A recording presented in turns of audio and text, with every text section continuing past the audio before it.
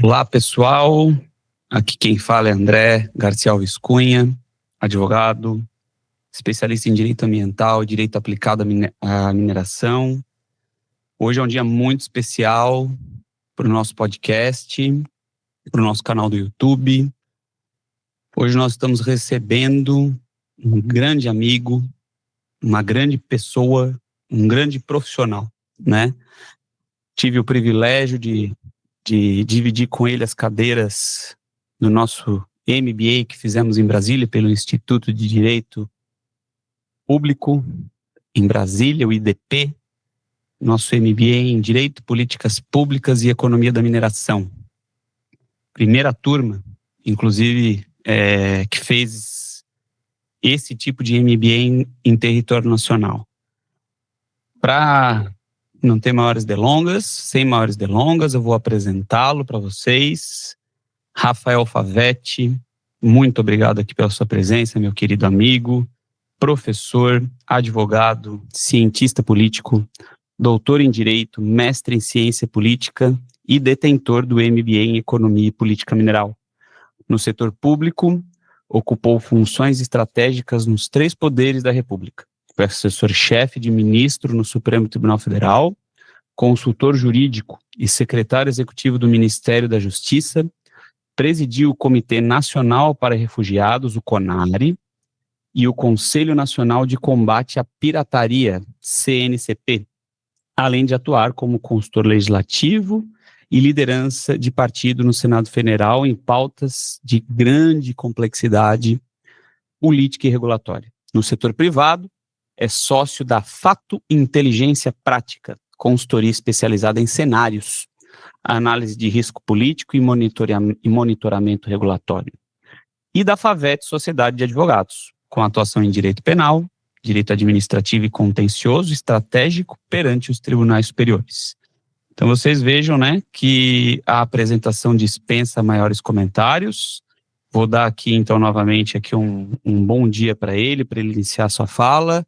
Favetti, é um prazer ter você aqui conosco, meu querido amigo. André, eu que agradeço. Primeiro, parabéns, né, por esse podcast, por essa bela iniciativa. Eu acho que a importância que tem a mineração no Brasil, ela tem, por outro lado, um reflexo na sociedade ainda muito baixo, a sociedade ainda não conhece, enfim. Então, podcasts como esses, papos como esses, servem não só para desmistificar um pouco a questão, mas também aqueles que já estão inseridos no contexto da mineração aprofundarem um pouco mais, e aqueles que não estão inseridos compreenderem um pouco mais desse setor que é extremamente importante para o Brasil e para o mundo e também para o futuro, porque uma vez que estamos falando de mais tecnologia, necessariamente a gente fala de mais mineração. Então, muito obrigado pelo convite, é uma alegria estar aqui batendo um papo contigo e parabéns mais uma vez pela iniciativa e também pela execução desse projeto significativo e pioneiro, né, no Brasil. Meu querido amigo, muito obrigado. Já vou aproveitar o teu gancho antes da gente começar o nosso bate-papo e falar de um assunto que já é quase um chavão aqui no nosso podcast, né? Talvez um dos maiores problemas da mineração seja a comunicação. A comunicação, a mineração é um setor que infelizmente ainda não se comunica direito com a sociedade, ao ponto das pessoas não compreenderem que tudo praticamente que a circunda, se não tudo, vem da mineração, né? Então, nosso modo de vida está sustentado na atividade minerária, né?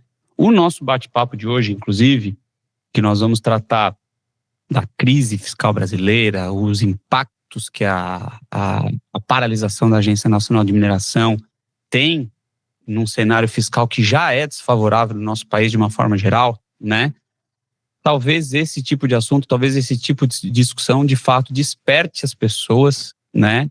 Para que compreendam que isso acaba afetando diretamente a vida delas, né? O dia a dia delas, não só em decorrência do minério propriamente dito e daquilo que serviria de insumo para os produtos que elas consomem, mas a própria arrecadação fiscal, que pode ser direcionada em benefício da população, é prejudicada em decorrência da paralisação da mineração, né?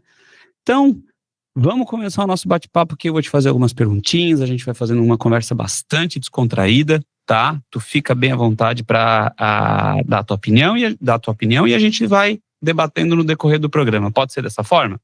Perfeitamente. Estamos aqui para bater esse papo sobre essas importantes questões que você está trazendo. Maravilha. Então eu vou te fazer uma pergunta. A primeira pergunta já normalmente é um pouco mais capciosa, porque eu falo assim, vamos começar já com o mais difícil e depois a gente vai amenizando. Rapaz, difícil é torcer pro Coritiba Futebol Clube, que eu torço. Não, que, aliás, foi campeão esse ano.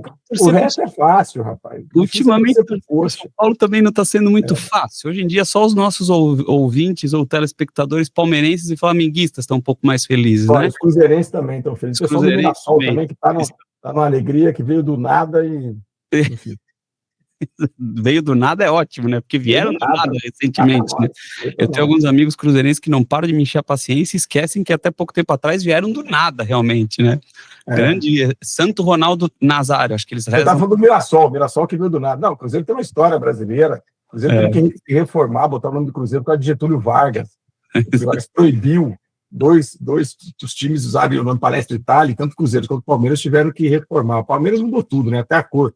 O Cruzeiro ainda manteve a azurra, que é a camisa azul da seleção italiana. Mas vamos voltar aqui para o nosso ponto aqui. Vamos lá. Meu querido amigo, como a atual crise fiscal brasileira, que não é novidade para ninguém, né? Ou pelo menos para quem acompanha de perto o assunto, ela tem impactado o funcionamento das agências reguladoras, especialmente aquelas ligadas ao setor mineral, e aqui, evidentemente, a gente está falando da ANM. Queria que tu desenvolvesse um pouquinho esse questionamento aqui para a gente.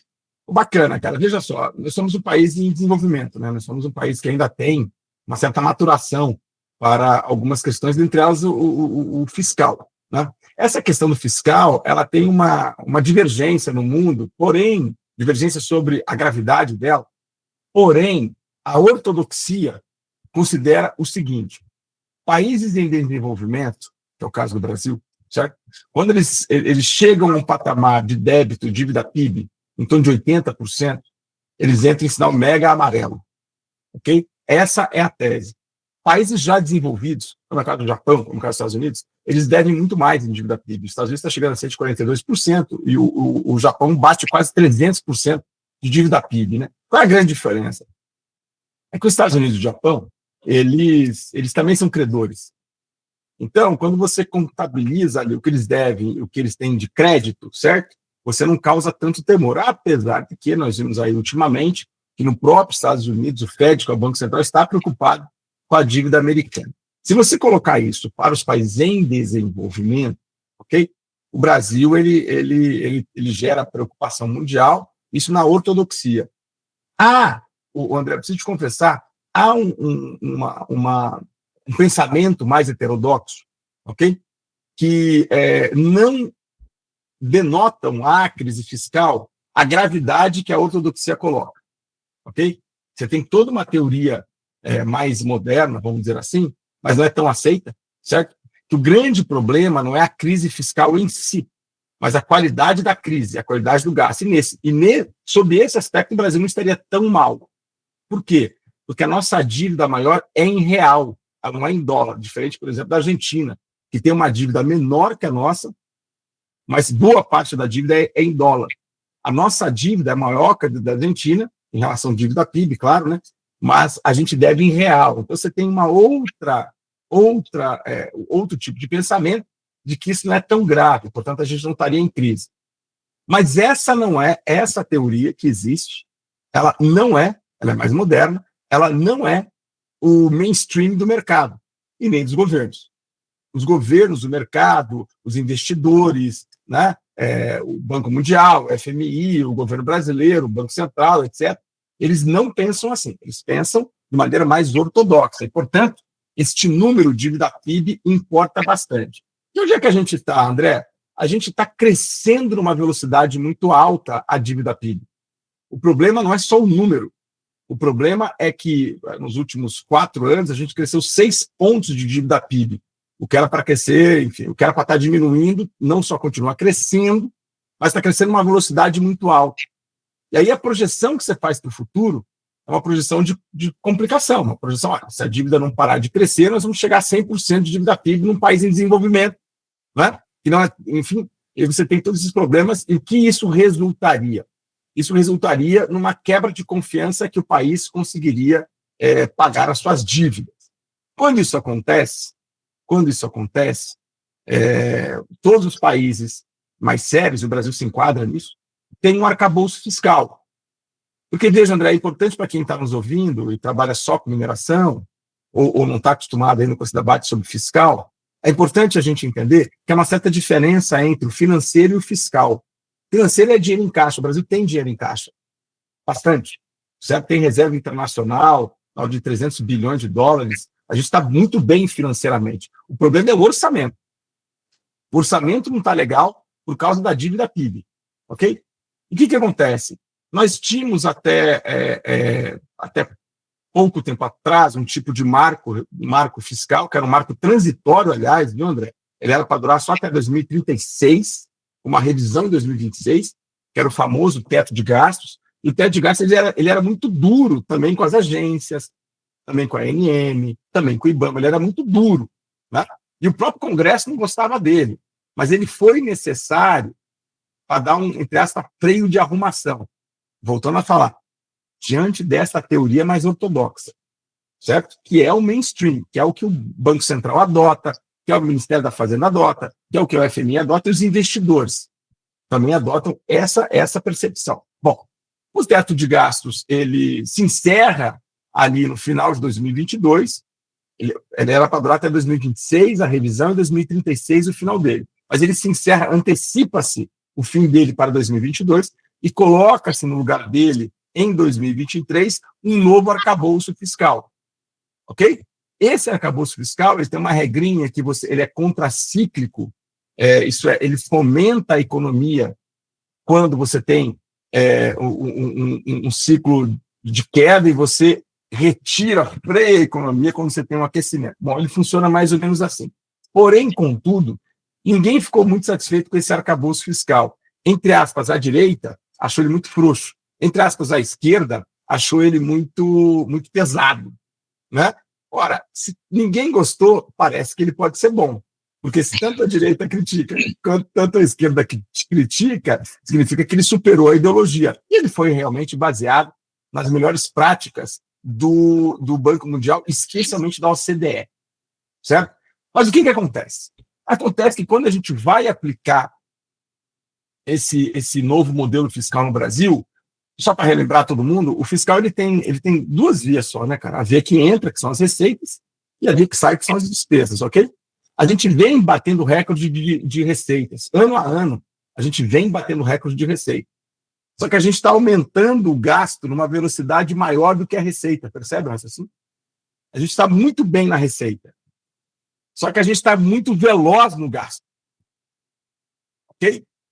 Esse descompasso entre uma receita que aumenta ano a ano batendo recorde, mas também uma despesa que aumenta com mais velocidade, gera o que você chamou de crise fiscal. A crise fiscal não é para agora, não é? A gente tem dinheiro, como eu te falei. O que a gente não tem é orçamento. E esse orçamento ele é também pensado para o futuro. Eu queria te fazer uma ponderação agora para os nossos ouvintes telespectadores, que a gente tem desde o técnico de mineração até o cientista político, economista, jurídico, enfim. Tenta me definir de uma forma um pouco mais simples, bem sucinta, essa diferença. Receita e orçamento. Perfeito. A receita é tudo aquilo que a gente arrecada, né, que o governo arrecada, pode ser via CEFEM, mas especialmente via impostos. Perfeito. Certo? Impostos diretos e indiretos, né? A gente teve uma reforma tributária agora sobre o consumo e estamos tendo agora também uma sobre a renda. Essa da renda, vocês estão todos acompanhando. A sua PJ aí de mineração, quando for distribuir para o sócio, agora ele vai pagar, o sócio também vai pagar 10% daquilo que atingir certo valor. Né? E nós tivemos a de consumo também, que também vai afetar o setor de mineração. Então, em relação a impostos, a gente está arrecadando bem. O Brasil arrecada bem. E olha que a gente não é um dos países que mais tem carga tributária no mundo, não. A gente tem, todo mundo fala que tem uma carga tributária alta, etc., mas é que a carga tributária brasileira é descompassada.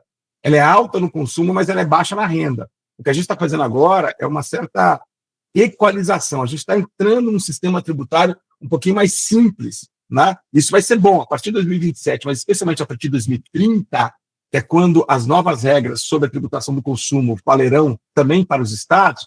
Nós vamos simplificar para caramba, pelo menos simplificar para caramba as regras para a tributação de todos os setores, né? E aqui no nosso setor a gente tem a CEFEM, né? Então, veja, tudo que arrecada vai para a receita e todos os gastos vão para a despesa. E qual é o grande problema, André?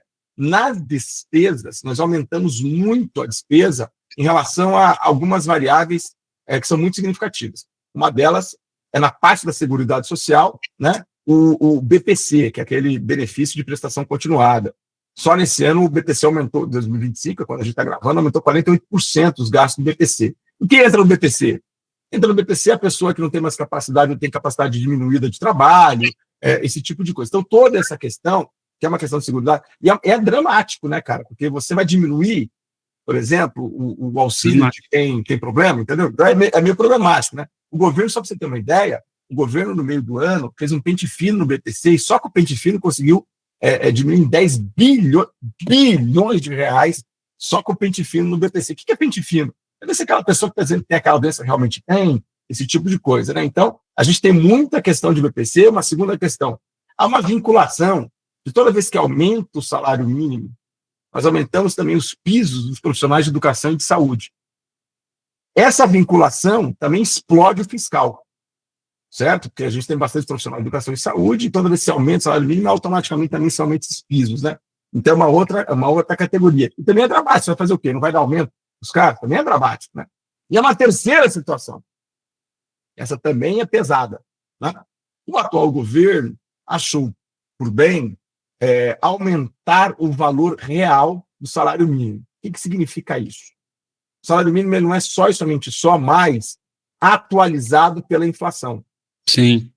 Ele também tem um aumento real, ele tem um aumento acima da inflação. Isso pressiona também o fiscal, especialmente na Previdência, que a Previdência ela é também tirada pelo salário mínimo. Então, essas três situações que são dramáticas, como política pública é muito legal, muito bom, só que ela pressiona demais o fiscal. Isso faz com que você acelere por demais os gastos, certo? Só que a gente está aumentando também a arrecadação, está aumentando muito mais os gastos. Esse descompasso faz com que a gente acione, e aí que entra o que você me perguntou, faz com que a gente acione os gatilhos negativos do arcabouço fiscal. Eu discordo daqueles que dizem que o arcabouço não está sendo cumprido. Eu discordo. O arcabouço está sendo cumprido, sim. Né? E por isso que você tem todo esse problema. Quem diz isso, na verdade, diz porque a gente pega muita coisa e tira do arcabouço. Quer dizer, pagamento precatório. Sim. Isso está tirando do arcabouço, certo? Mas você tem discussões técnicas de por que está saindo. O programa do governo chamado Pé de Meia. Ele saiu do arcabouço fiscal. O que é o Pé de Meia? Nós temos um problema sério, muito sério, seja na mineração, seja em qualquer lugar, da produtividade do trabalhador brasileiro.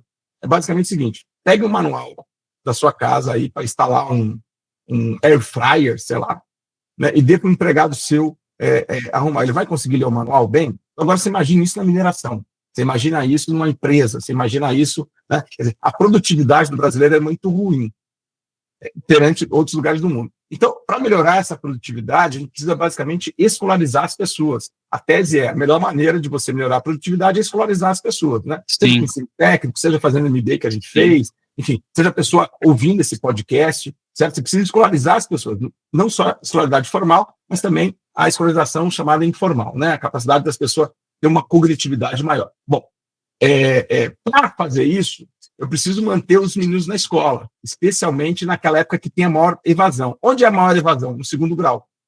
Historicamente, a maior evasão no Brasil é segundo grau. Então, o governo lançou um programa chamado Pé de Meia, que tenta manter esse garoto na escola, certo? A gente paga esse programa. Esse programa custa, claro, faz pressão no fiscal. O que o governo fez? Tirou esse programa do arcabouço. E foi muito criticado pelo mercado. O mercado financeiro falou, pô, o governo está fazendo pegadinha. Só que o que o governo se defende? O governo se defende falando o seguinte: isso é um investimento. Como é investimento, ele tem que sair do arcabouço. Enfim, o que eu estou dizendo é o seguinte: há muita discussão sobre se o governo está tirando as coisas do arcabouço, é bom ou ruim. O fato é que, do jeito que já está, com bastante coisa fora, já pressiona o arcabouço para acionar os gatilhos. Aí vem a ANM, E aí vem o estrangulamento das agências. Porque o arcabouço fiscal, quando ele é acionado, quando faz os gatilhos são basicamente dois, tá? Ele ou ele suspende o pagamento do orçamento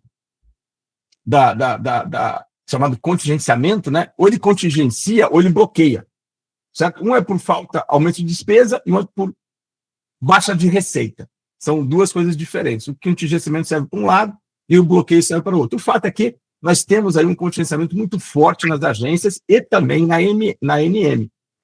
Tudo isso para chegar nessa situação atual orçamentária da ANM, ela vem de tudo aquilo que eu falei até agora. Ok?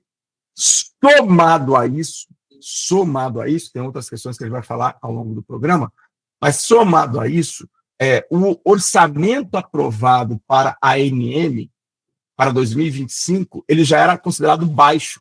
Então, veja, a gente tem um orçamento baixo e agora contingenciado. O orçamento girava em torno de 115, 116 milhões de reais para 2025. E esses 116 milhões de reais, ele é considerado, ele é considerado baixo para fazer tudo aquilo que a ANM tinha que fazer. E ele é contingenciado. E esses 116 milhões que tu estás te referindo é para a agência propriamente dita localizada em Brasília, como para suas gerências regionais em todo o país. É a rubrica da ANM. Para o ano que vem, na LDO, está inferior, está 110 milhões, para você ter uma ideia, 109,2 milhões, está menos ainda. E nós vamos ter o contingenciamento também. Entendeu? Então, olha só, a gente já tem um orçamento para a ANM, para o que ela tem que fazer, baixo. E mesmo assim ela tem o contingenciamento. Então, é óbvio que a agência chegou a declarar oficialmente, diante ela teve um bloqueio de algo em torno de 6 milhões, tá? De 5,9 milhões e um déficit de 3,2 milhões. Então, ela falou o seguinte, eu estou correndo risco das minhas atividades essenciais, mas não é só a ANM, não, tá? É a ANP, nós tivemos até a Polícia Federal. A Polícia Federal chegou ela não é uma agência reguladora, né, mas é um órgão direto do Estado, mas ela chegou a falar que não ia mais fazer passaporte, não estava sem dinheiro para pagar a Casa da Moeda. Né? Isso tudo por causa do contingenciamento, dos bloqueios que vêm do arcabouço fiscal em virtude da crise fiscal. Ok? Isso é algo que não é novo, não, tá? Isso vem, enfim, há muito tempo. O que a gente tem algumas questões que a lei proíbe contingenciamento. Por exemplo, construção de presídio, você não contingencia. Dinheiro de segurança pública para algum típico de segurança pública, você não contingencia, mas passaporte não é típico de segurança pública, então contingencia. Entendeu? Então você tem essas situações que são de estrangulamento, a gente chama de estrangulamento fiscal, que você aciona os gatilhos do arcabouço e faz com que aqueles que já têm pouco, que é o caso da ANM, fiquem com menos ainda. Menos ainda. Se você tem, por exemplo, serviços comprometidos. Né? Que serviços são esses, André? Fiscalização de barragem, fiscalização de pilhas de rejeito, enfim, novos empreendimentos em mineração, vistoria, combate à garimpa ilegal, pagamento de contratos, deslocamento de equipe, tudo isso fica, de certa forma, pagamento de diária, tudo isso fica absolutamente comprometido. Né? E isso é grave, porque as restrições da ANM hoje, segundo, pelo menos, a própria agência declarou isso formalmente, ela está com bastante restrição operacional. Sim. Né? Então, ela vive... Só que agora, né?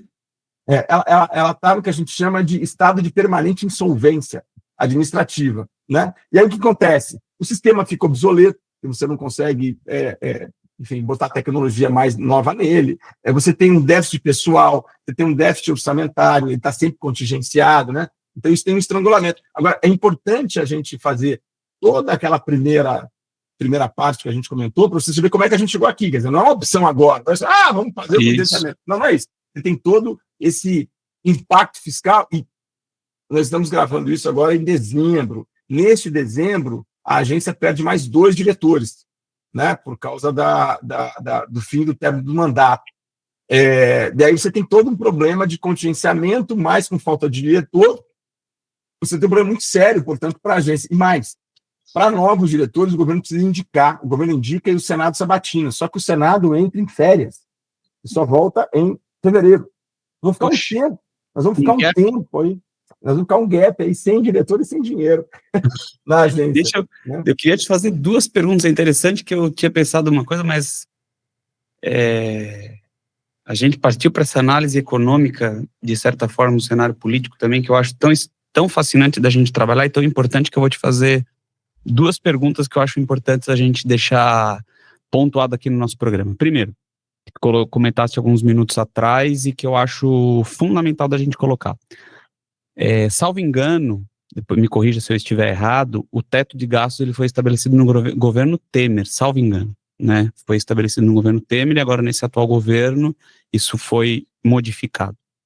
Ele acaba no final do governo Bolsonaro, que foi em dezembro, último mês do governo Bolsonaro, passa-se uma PEC, que foi chamada PEC da transição, que acaba, ele não é que ele acaba com o teto de gastos, ele traz para 2022 o fim do teto de gastos que já estava previsto para 2036, né? Então ele antecipa o fim. Ele antecipa o fim.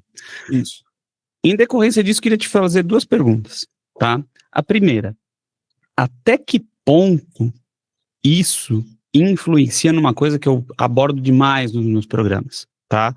Segurança jurídica dos investidores, né? Tendo visto essa mudança das regras do jogo antes que o jogo acabe, né? E até que ponto tu também vê uma possibilidade de que isso seja retomado em havendo mudança de governo? Eu vou aqui é uma pequena crítica, né? Aqui é uma pequena crítica, mas o nosso programa também é feito para isso, né? Não é simplesmente para informação, é um programa crítico. A gente, infelizmente, hoje no nosso país, uma opinião minha, evidentemente, tu pode discordar, a gente serve para isso também, esse programa serve para isso também, nós temos políticas eleitoreiras, né? Com fundamento no mandado eleitoral é feito uma programação. Não existe uma política de Estado, ou seja, não importa qual partido, qual presidente que entra, existe uma política de Estado que ela deve ser seguida. Então, havia uma previsão até determinada data, isso foi antecipado. Se isso foi antecipado, isso causou um tipo de desconforto no investimento estrangeiro, no próprio capital interno, enfim, isso causa um certo maremoto, né? Então, primeira questão, até que ponto isso foi positivo ou negativo sob o aspecto da segurança jurídica daqueles que querem investir em mineração no Brasil? E se há um risco de haver uma nova mudança de jogo, né, a depender das eleições do ano de 2026. E também até que ponto isso novamente vai impactar aqueles que de alguma forma lidam com mineração no nosso país. Vou separar em dois grandes blocos aí, tá? O primeiro em relação ao fiscal mesmo, né? O teto de gastos e o novo arcabouço fiscal, ok? Isso. O teto de gastos, como você bem lembrou, foi elaborado pelo então ministro da Fazenda, Henrique Meirelles. Ele era muito duro, né? Ele era pior do que agora, ele era pior do que o arcabouço, ok? Então, para a agência, ele era pior do que o arcabouço, tá? E, de certa forma, havia muita crítica, especialmente do mundo político mesmo, não era nem do governo, era do mundo político em geral, da necessidade de manutenção dele até 2036. Ok? Então, se queria se desejava, vamos dizer assim, uma regra não tão dura. Por que ela era muito dura? Porque independentemente do nível de arrecadação, ok? O teto de gastos ele só deixava você gastar a depender do fluxo inflacionário do ano anterior.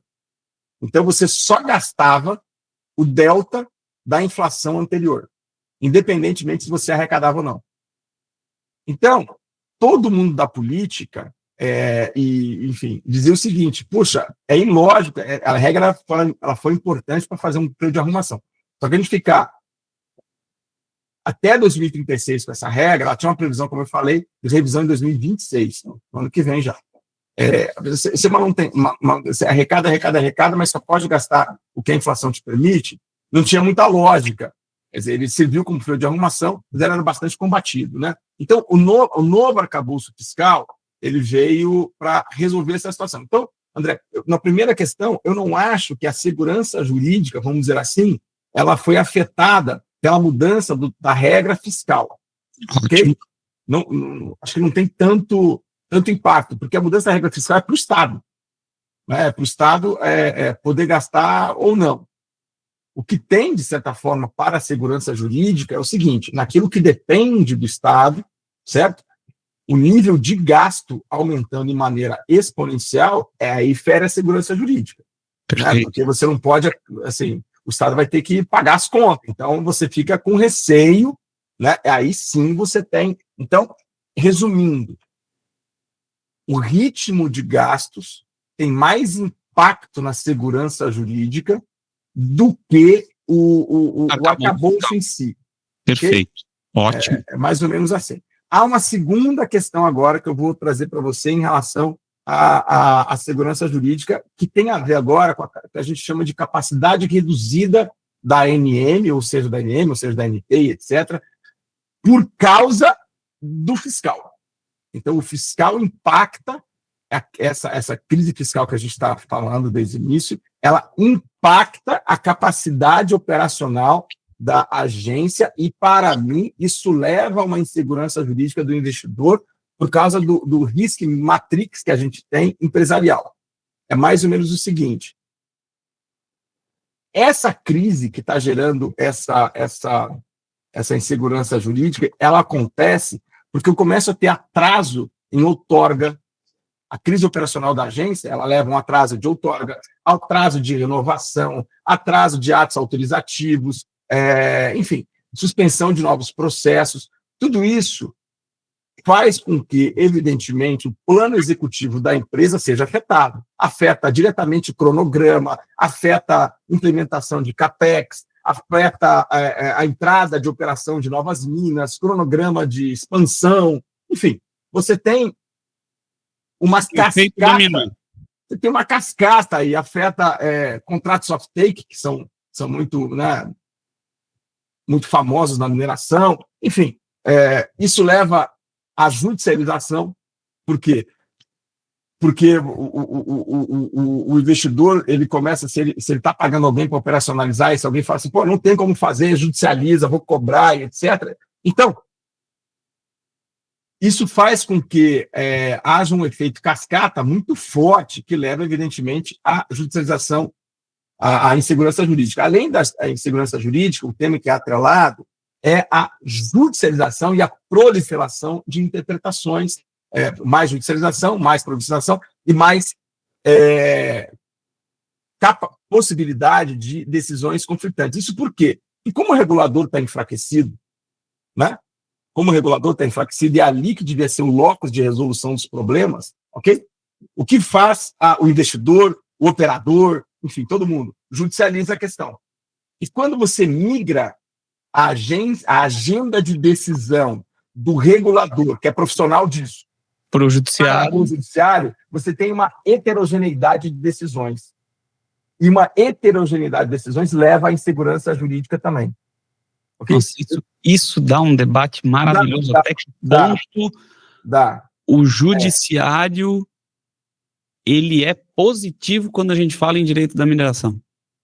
Pois é, que não é um tema tão, né, não é um tema tão comum. Se você pegar nos últimos 20 concursos, não vou dizer 20, mas os 12, os 12 últimos concursos para a Justiça Federal, né, não dá 2%, 3% de perguntas relacionadas à direito da mineração. Exato. Então, o cara que vai estudar para a Justiça Federal, ele estuda muito pouco o direito mineral. Muito pouco. Ele não é formado nisso. Ele é formado, basicamente, 60% é direito previdenciário. 30% é direito penal. Aí já deu 90%. Já deu 90%. E 10% aí fica tributário, que é daí mais 8%. 2% fica para distribuir entre o restante, entendeu?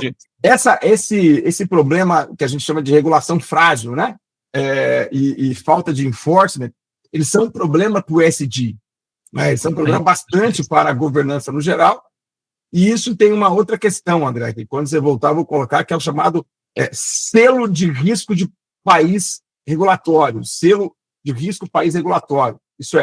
Isso causa uma imagem de que o Brasil todo é ruim no plano regulatório. Certo. E isso afeta players comprometidos, isso afeta investidores sérios, né? Encarece o funding.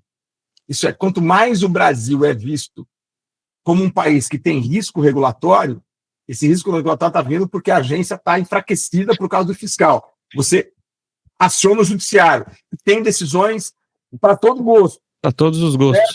Isso, evidentemente, afeta a insegurança jurídica. Afetando a insegurança jurídica, o que acontece com o funding? Bom, vai lá para cima. Vai lá para cima. Esse é um questionamento que raras vezes eu entrei num debate acerca dessa situação. E eu confesso que eu não tenho esse número e talvez você tenha. O investidor estrangeiro, de forma geral, além de fazer uma análise das decisões executivas, das decisões legislativas, né? Enfim, né, o próprio mercado, é feita uma análise acurada acerca do impacto do poder judiciário e das suas decisões nos empreendimentos minerários quando alguém vai investir em mineração no Brasil? Isso de forma geral, se a gente for falar talvez das big companies, talvez, mas vamos falar até da média mineração, enfim, ou das juniors, há uma investigação aprofundada acerca disso? Conforme tu tens alguma informação nesse sentido? Não tenho, não muito, tá? A resposta é não muito. O investidor ele parte do pressuposto de que o Poder Judiciário brasileiro ele é independente. Eu vou classificar o que é independente, tá? Independente significa aquele Poder Judiciário que, número 1, você pode acioná-lo contra o Estado, ok? Então, se você tiver uma CEFEM que está sendo cobrada errado, se tiver um imposto que está sendo cobrado errado, a pergunta é, você pode entrar no Judiciário brasileiro? A resposta é sim. Sim. Por você estar litigando contra o Estado, significa necessariamente que o Estado vai ganhar sempre? A resposta é não, certo? E isso causa independência do judiciário. Isso você tem litígios que você entra contra o Estado que você ganha.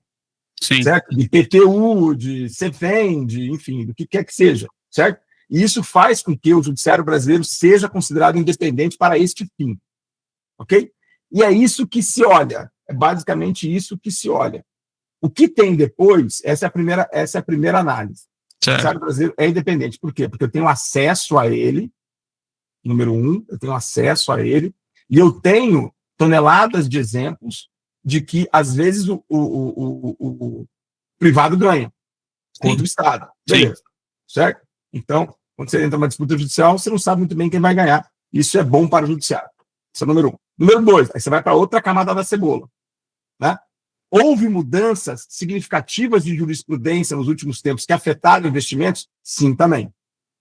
Então, toda a primeira parte de independência judicial, ela é diminuída depois, porque o judiciário brasileiro é um pouco randômico.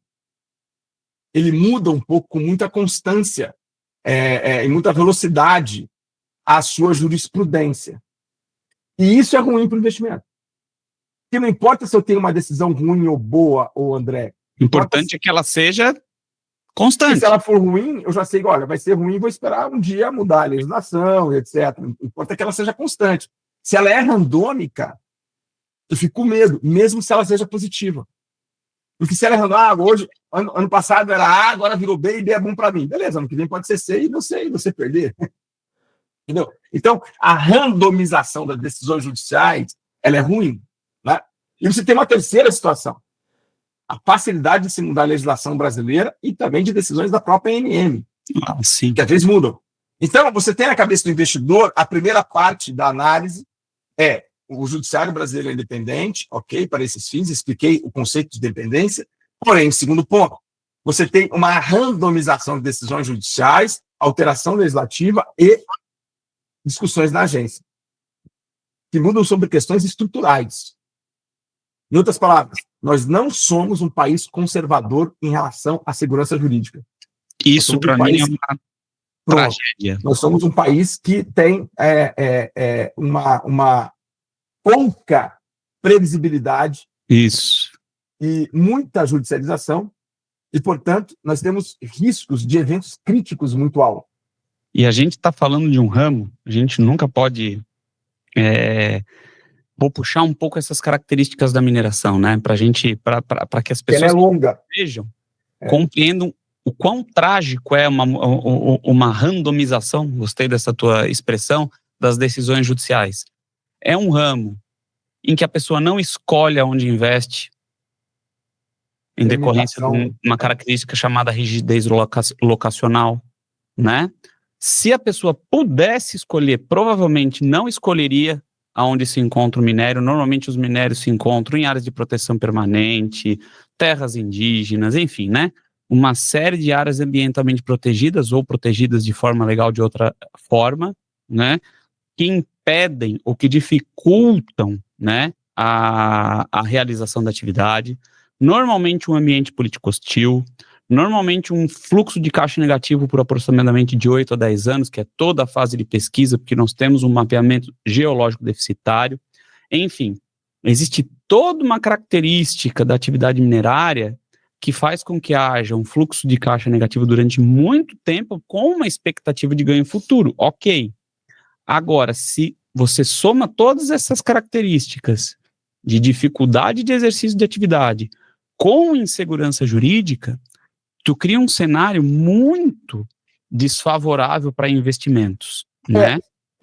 Para aquelas pessoas que não são da mineração, ok? Para aquelas pessoas que não ouviram, imagina que você vai botar seus filhos na escola, né? Você tem uma filha de 5 anos, ela está num pre-K qualquer, com 7 vai estar no primeiro ano, certo? E a cada 3 anos modifica. O primeiro vira segundo. A gente teve uma modificação significativa nos últimos 30 anos da educação brasileira, agora vamos ter no ensino médio. Mas imagina que você é pai de 2 meninas, é o meu caso, e aí você, pronto, aí você assim, não, a cada 3 anos muda.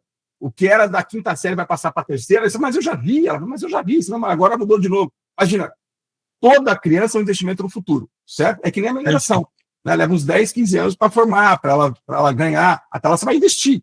Lá você vai. Quanto de valor, de dinheiro, os seus filhos retornam para você? Zero. Te retornam em prazer, te retornam, né, em felicidade, alegria e amor. Mas em dinheiro, zero. Então, se você pensar, até a palavra proletariado vem daí, né, de prole, você depende da prole, você cria para a pessoa crescer, ter a capacidade de te sustentar depois. Né? Então, imagine que a sua empresa fosse, a sua família fosse uma empresa. Você vai botar dinheiro nos seus filhos para eles crescerem, para um dia ganhar dinheiro e se sustentar. Beleza? Essa é a mineração. Né? Essa é a mineração.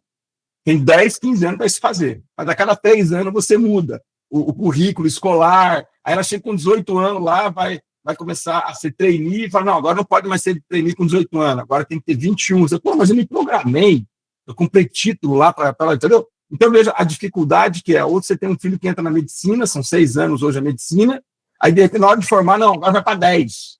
Exato. Mas bem agora que eu programei, entendeu? Então, veja, quando a gente traz para as famílias, a gente compreende um pouco mais a dificuldade que é das empresas que fazem isso. Aí você tem 2 caminhos, né, André?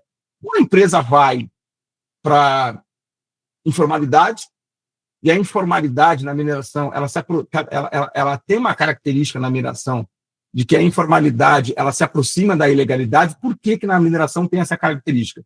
Porque a informalidade leva à ausência de documentos, né? E a ausência de documento, ela é por si quase um crime na mineração. Sim. Por si só. É diferente de outros setores. Né? Sim. Você tem lá um cabeleireiro. Não tem um alvará. Beleza, mas o alvará ele não é tão necessário para o cabeleireiro. Se é informal, mas não é ilegal. Na mineração é um pouco mais complicado. É claro que nem toda informalidade é ilegalidade, sem nenhuma dúvida quanto a isso. Porém, contudo, a informalidade na mineração ela é muito mais próxima da ilegalidade, por si só, do que outros setores, entendeu? Então, ela é mais complicada. Então, você leva, olha só, você está levando todo uma situação para quase a aproximação da ilegalidade. Esse é o primeiro ponto. E a segunda coisa que acontece é que médios players não têm capacidade de aguentar essa randomização que a gente está conversando. Só grandes players têm capacidade de aguentar. E aí, o que você faz? Você faz uma oligarquia, né? Você tem o setor oligárquico, que por si só ele já é oligárquico. Exato, a gente nunca esquece, né? Nós aprendemos muito no MBA isso, que quando a gente fala de mineração, a gente não fala de setor competitivo, né? Exatamente. Eu queria te fazer uma pergunta, para a gente ainda ter alguns minutos aqui, para levar para um outro lado aqui também, tá? Que eu acho que é muito importante quando a gente fala de sociedade, certo? Vamos falar um pouquinho do CEFEM, tá? Até que ponto a gente já, logicamente, tu já deu muitas pistas, alguns disclaimers acerca dessa situação toda relacionada ao arcabouço fiscal, como que isso impacta a atividade minerária, como que isso impacta de forma geral a sociedade, né? Foi bem legal porque isso acabou sendo uma discussão ampla, que, lógico, a gente está tentando trazer para a mineração, mas dá de conservar esse raciocínio para uma série de outras atividades do nosso país. Os municípios, até que ponto, né, eles estão afetados em decorrência desse arcabouço fiscal, em decorrência da paralisação da agência e, em última análise, a sociedade, né? A gente falou muito, se tu quiseres, a gente pode até conversar sobre isso também, maldição dos recursos naturais, né? As teorias econômicas, doença holandesa, uma série de situações, não, os municípios também não podem ficar dependentes só da atividade minerária, ok, porque isso poderia ser um grande prejuízo a médio e longo prazo.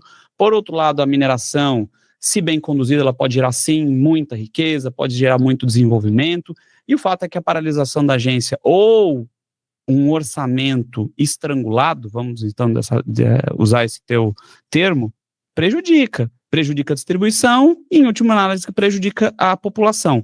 Queria que tu falasse um pouquinho sobre isso também. Veja, a mineração representa em torno de 2,5% do PIB até uns 4%, dependendo do ano, ela tem, então, o impacto é gigantesco, né? Teoricamente, uma agência reguladora do setor devia ser algo absolutamente autogestionável. Isso. Devia sobrar dinheiro. Exato. Né? Devia sobrar dinheiro, certo? Mas não é isso que ocorre, né? Não é isso que ocorre por causa daqueles valores que a gente já colocou. Há um dispositivo que destina 7% da arrecadação do CETEM à regulação, à agência. Okay? Com blindagem de contingenciamentos ordinários, etc. Só que isso não ocorre. Por que não ocorre? E quando você retém esses 7% no torno em torno, né, o CETEM, todo mundo sabe, ele é distribuído federativamente, né, e ao final e ao cabo, o maior valor vai para o município, que é aquilo que a gente está falando, eu já vou falar do município. Mas deixa eu falar sobre a agência para chegar no município. Claro. Esse valor, quando ele é retirado, ele não vai direto para a agência, ele vai para a conta do Tesouro. E indo para a conta do Tesouro, ele se perde no orçamento geral. Então, ele não é destacado do orçamento geral, certo? Quando ele vai para o orçamento geral, ele é taxado com o contingenciamento e com o bloqueio. Então, a agência, enfim, ela poderia ter uma implementação, eu não sei, de integralmente essa destinação de em torno de 7%, ser destinado diretamente para a agência. Aí é sobrar dinheiro. Só que não é isso que acontece, né? E o que acontece? Com o dinheiro, ele é arrecada, a CEFEM é arrecadada, ela participa do conceito de orçamento geral, passa para os estados, nós já tivemos decisões judiciais que esse dinheiro para os estados não pode contingenciar, ele passa para os estados, passa para os municípios, beleza, mas o dinheiro que fica, ele é contingenciado. Se ele é contingenciado, a agência, ela está nessa dificuldade operacional que a gente comentou. Se ela está na dificuldade operacional, ela arrecada menos CEFEM, porque ela tem menos capacidade de fiscalização. Arrecadando menos CEFEM, ela deixa de distribuir para os estados. É em torno de 1 bilhão por ano. Nossa, CEFEM por arrecadação, 1 bilhão por ano. E que os estados, especialmente os municípios, deixam de arrecadar também. Então, os prefeitos não podem achar que o problema de contingenciamento é só da agência, porque o dele está garantido, porque o Supremo decidiu que esse dinheiro é dele.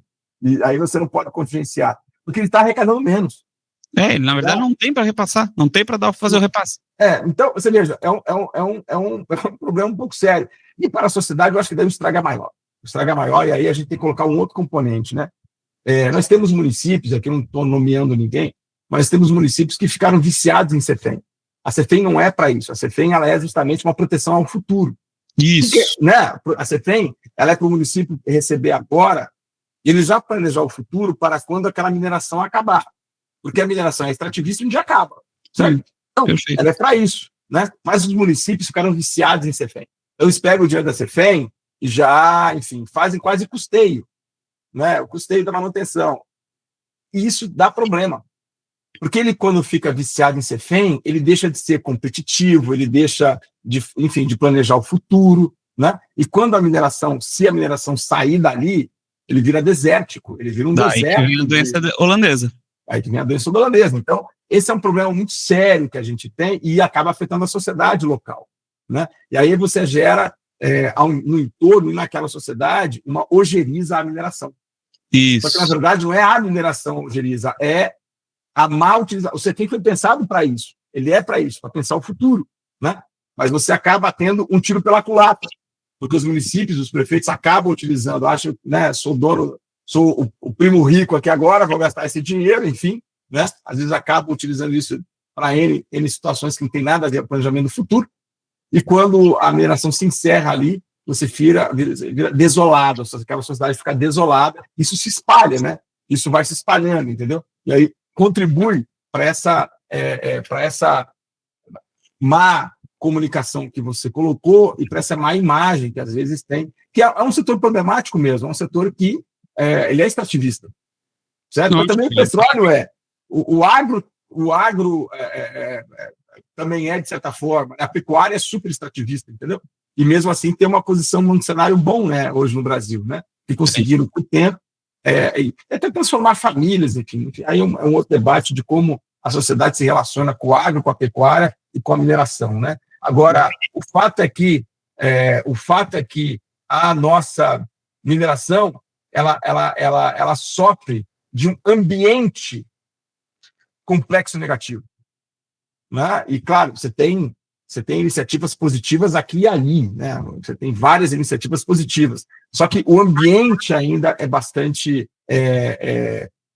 na imagem, ele ainda é bastante negativo, e isso é um problema, né? Porque imposto do pecado, por exemplo, foi colocado para minério de ferro, imposto do pecado, que vai encarecer significativamente a produção de minério de ferro nacional. E foi criado por quê? Porque o minério de ferro estava dando dinheiro, só por isso. É diferente o minério de ferro do petróleo, é diferente do minério de ferro, enfim, do tabaco, da arma, enfim. E isso foi colocado só por causa disso. E por que passou? Passou porque a sociedade brasileira, representada através do Congresso Nacional, tem uma má imagem da mineração. Passou. Se tivesse uma boa imagem, não passou para o agro, não passou para a pecuária, né? Mas passou para a mineração. Certo? É a chamada licença social, que nós também conversamos muito sobre isso na nossa especialização, que infelizmente é pouco trabalhada. Mas eu queria finalizar contigo de forma positiva, né? Questões positivas agora, uma questão bem positiva, tá? Pela tua experiência, né? Enfim, a Cefem, e tu bem disseste, né? Ela tem que ser um recurso destinado ao futuro, né? Então, o ideal seria investimento em obras de infraestrutura, diversificação da economia, investimento em questões de base, e isso transformaria o município preparado para o futuro, né? Isso seria o lugar comum, né? Isso não seria não há nada de genial em ter essa percepção. A minha pergunta para ti é um pouco mais profunda, tá? No cenário atual, de que forma, quais medidas estruturais, tá, você teria como sugestão, pela tua experiência, para fortalecer a Agência Nacional de Mineração, 2, para que outras instituições, mesmo em contextos de restrição fiscal relacionadas à mineração, também tivessem essa reestruturação, tá? De modo que haja a possibilidade de mitigar, né, esses efeitos nefastos dessa fragilidade hoje que a gente infelizmente enfrenta em todos os poderes, né? Hoje em dia a gente tem um problema terrível de diálogo entre os poderes, né? Pelo menos isso é o que é divulgado na imprensa, né? A gente nunca sabe, eu pelo menos não sei às vezes exatamente como é que estão os bastidores, né? Mas de que forma, o que tu sugeria como reformas estruturais, né, na agência e instituições correlatas que impactassem positivamente os stakeholders, né? Não somente o minerador, mas também vamos pensar no superficiário, vamos pensar nos prestadores de serviço, vamos pensar em todos aqueles que de alguma forma, no cara que tem um comércio, né, na cidade onde está ocorrendo a mineração, enfim.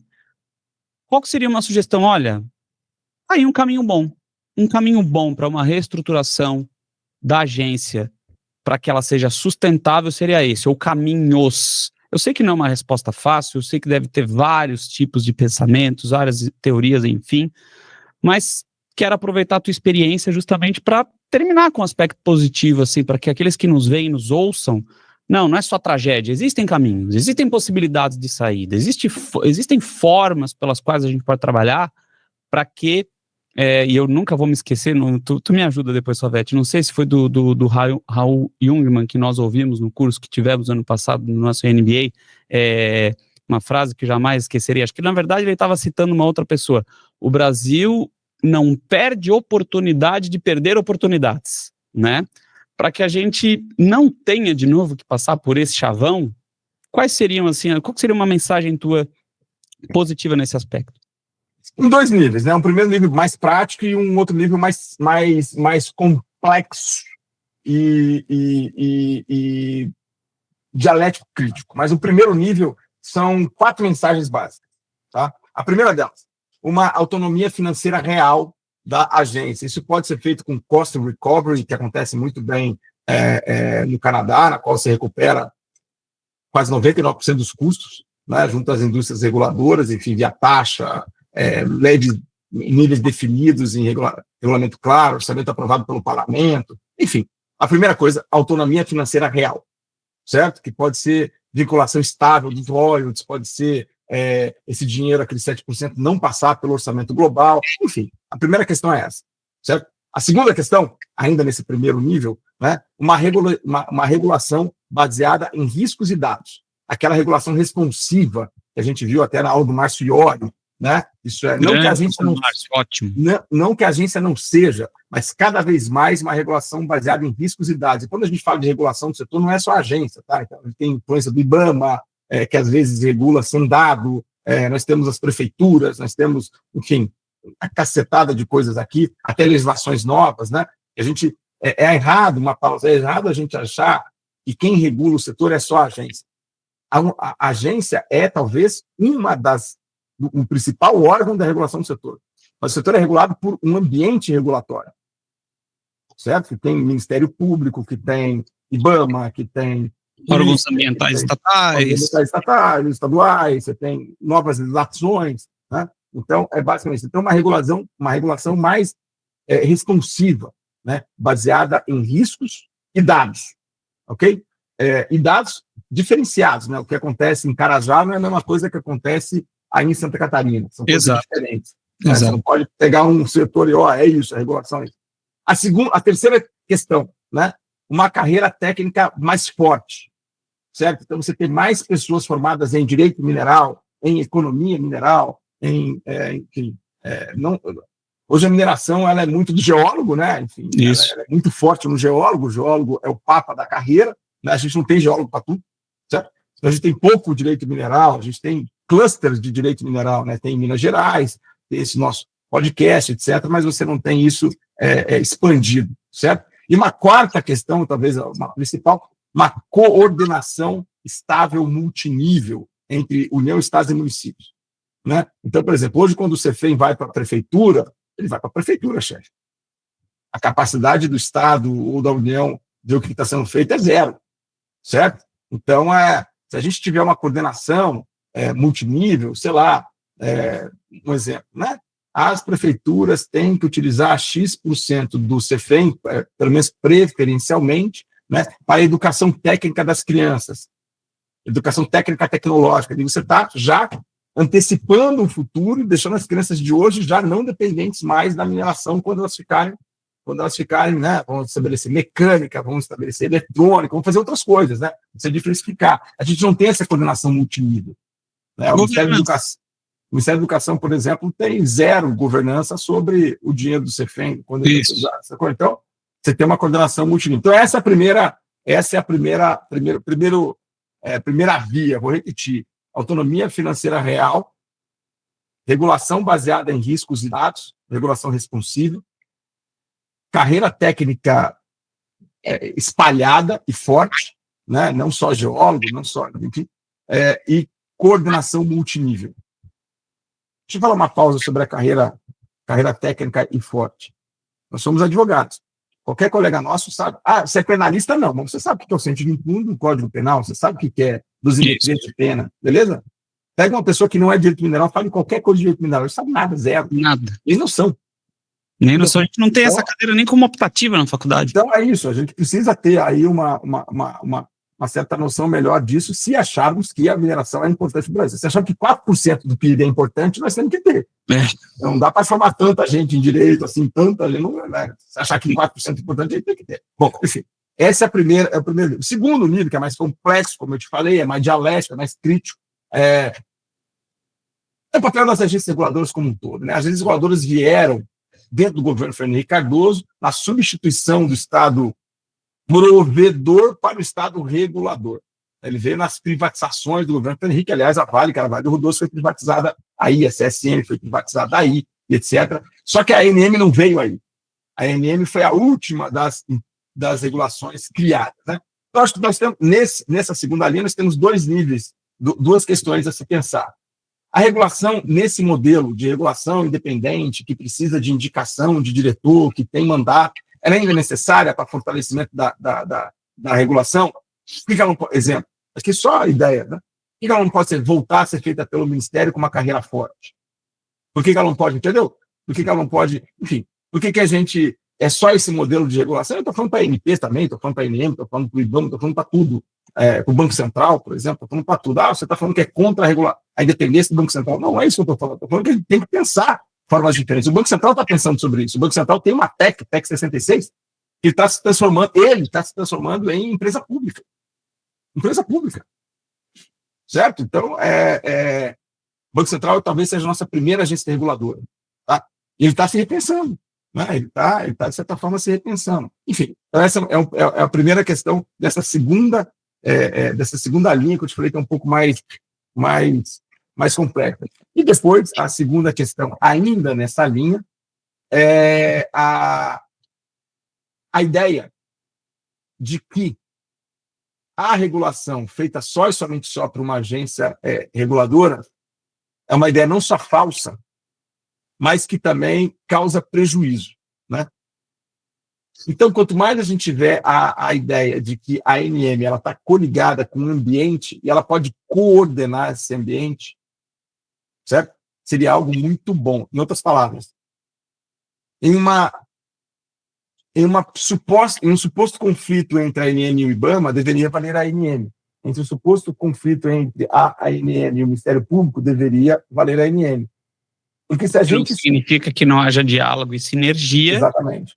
Porém, numa eventual necessidade de decisão, a agência prevalece até pela especialidade dela. Especialidade, exatamente isso. Ela leva em consideração o que o IBAMA fala, o que o Ministério Público fala, quem quer que seja que fala, mas ela tem a decisão final. Né? É um modelo que a gente não tem no Brasil, né? Mas é um modelo que seria interessante caso a gente vença a primeira etapa da pergunta, que é: nós vamos seguir na regulação das coisas? A regulação hoje, ela domina 87% do PIB brasileiro, as regulações como um todo, né? E as regulações são feitas com diretores independentes, com mandato, etc. Troca o governo, você não pode trocar o diretor, quer dizer, e a gente está vivendo agora, nesse dezembro, um problema. Como eu te falei, 2 diretores saem, o governo tem que indicar alguém, depois ser sabatinado do Senado, vai ser sabatinado só depois de fevereiro. Então ficar com a agência meia míope aí, né? meia manca, né? Então, são essas questões, que é uma questão depois de vencer aquelas primeiras. Primeiro, a gente tem que fazer aquelas primeiras: autonomia financeira real, regulação baseada em riscos e dados, carreiras técnicas fortes e coordenação multinível. Vencendo as primeiras, a gente pode ir para a segunda, né, que são questões mais complexas e mais dialéticas. Então, acho que com isso, talvez eu encerro aí essa perspectiva que você falou, que é uma perspectiva que é óbvio que tem saída, é óbvio, enfim.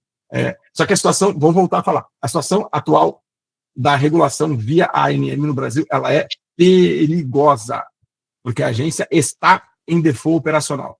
E olha que ela tem pessoas muito boas. O Mauro, que é o diretor-geral da agência, é uma gente que conhece ele faz milagre, né, bicho? Faz milagre, né? Porque sozinho tem que fazer milagre, né? Milagre.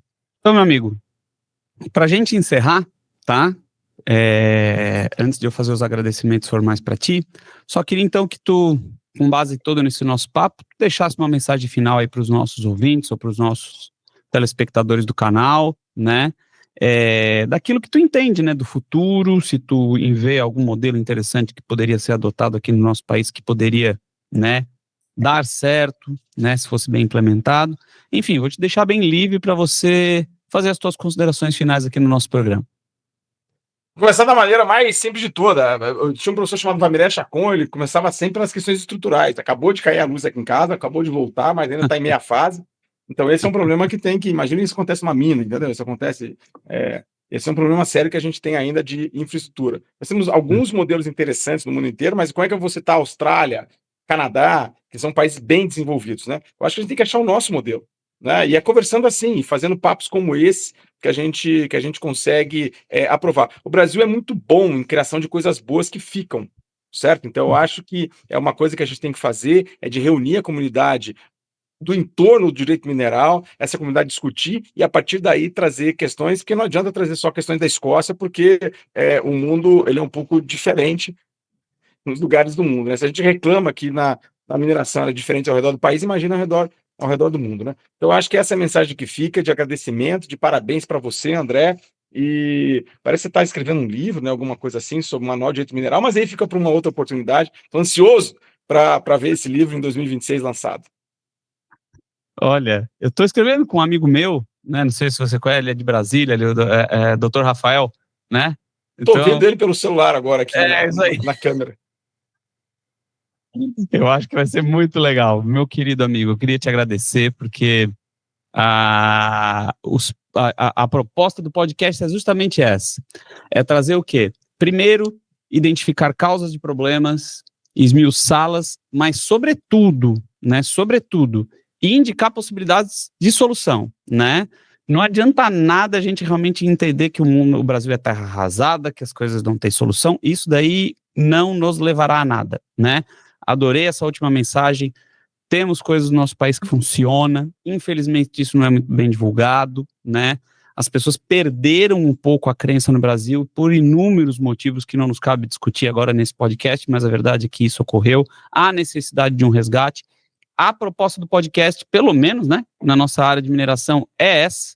É justamente o quê? Criar fóruns de discussão para que a gente pense não só direito minerário, políticas minerárias, economia mineral e até questões técnicas na área de mineração, que a gente vai ter muito em breve aqui, conversando com engenheiros de minas, geólogos, né, que sempre tiveram nessa frente de batalha.